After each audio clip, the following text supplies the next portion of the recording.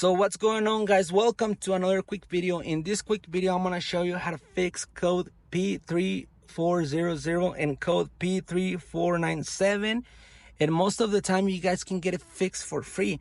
Just pay attention to the video. We are gonna go out there to the engine and I'll show you in detail what to do, what to look for, and so you guys can do it yourself. Because if you take it to a mechanic, they are like me, they are gonna charge you a lot of money because they know how to fix it and you don't. But I'll show you how, so you guys get to save the money.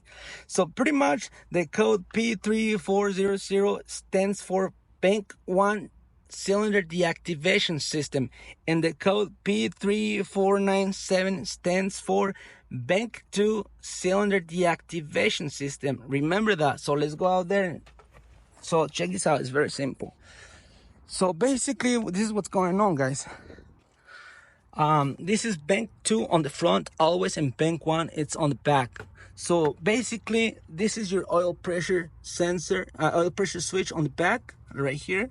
And if you need to work on the back on bank 1, you gotta take this part on the back. And if it is bank 2, it's right here on the back. So pretty much it's the same. So we're gonna talk about this one so that way you can see clearly what I'm talking about.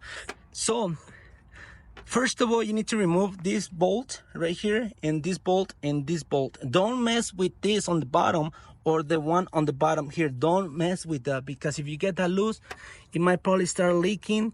And to fix that, you're gonna have to remove the valve cover, and it's a lot of work, guys. It's a lot more work. This is very simple. If you guys mess with that, you guys can get into a huge trouble. So basically just remove this thing and take this oil pressure switch out and test it. The way you test this one is, well, with a multimeter. I already posted a video showing you on detail how to test this oil pressure switch. Is very simple. You gotta test it, because sometimes people just start changing things without even knowing what they need to do. Because most of the time this one works. What you gotta do in that case, you take this out too, this part right here, and clean the whole thing with a brake cleaner. The whole thing, pull it out, clean it with a brake cleaner, and spray it with a compressor. Get everything out nice and clean. And also put it back, put a new gaskets. You guys can buy those gaskets on Amazon for like $6. Trust me, those are gonna work. The difference, some people say, oh, they leak. No, they don't leak. The reason is because sometimes you don't tighten it enough. The instruction says that you're supposed to tie this up with 8 pounds of torque, which is not true.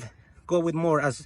Just put it on, tie them up, and see if it leaks. Tie them up a little bit more, and then you're gonna be fine. So pretty much most of the time you're just gotta clean this up with brake cleaner. That's it, guys. And the worst case scenario, replace this, but you don't have to replace the whole thing. No, don't do that. That's a waste of time and money. Just this.